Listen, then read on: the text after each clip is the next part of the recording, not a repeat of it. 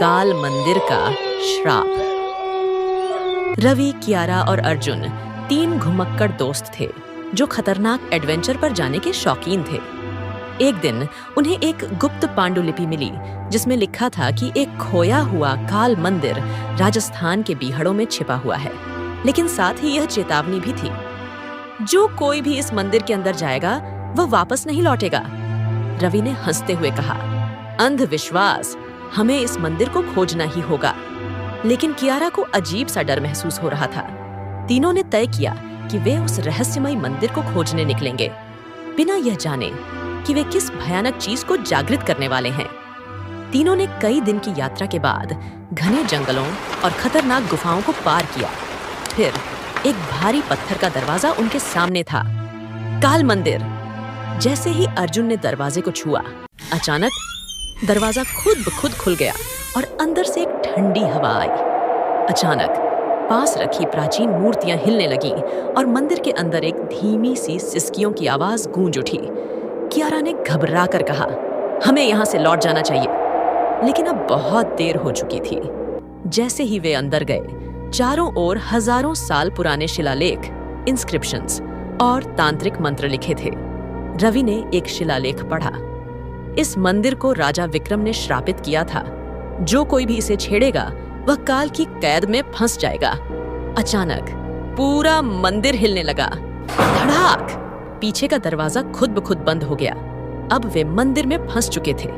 अचानक दूर से एक भयानक परछाई आती दिखी, एक डरावनी आत्मा जिसकी आंखों से आग निकल रही थी। तुमने हमें जगाने की हिम्मत कैसे की? आत्मा ने एक जोरदार चीख मारी और पूरा माहौल धुएं और आग में बदल गया। तीनों अचानक एक अजीब आयाम, डिमेंशन में आ गए, जहां सब कुछ रुक चुका था। हवा भी स्थिर थी। चारों ओर भूले बिसरे लोगों के कंकाल पड़े थे। कियारा ने कहा, शायद यह लोग भी हमारी तरह यहां फंस गए थे। रवि ने एक पत्थर उठाया जिस पर लिखा था, मंदिर के अंदर एक काल ग्रंथ है जो श्राप को खत्म कर सकता है, लेकिन उसे ढूंढने से पहले उन्हें काल आत्मा टाइम डेमन को हराना था। तीनों एक अंधेरी सुरंग से होते हुए मंदिर के सबसे गहरे हिस्से में पहुंचे।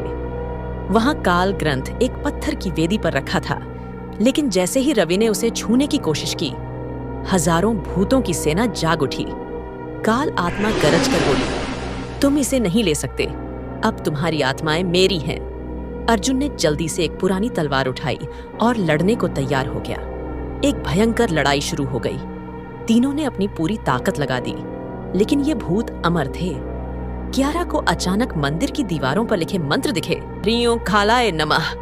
उसने जोर से मंत्र पढ़ना शुरू किया और अचानक काल ग्रंथ चमक उठा और एक जोरदार विस्फोट हुआ।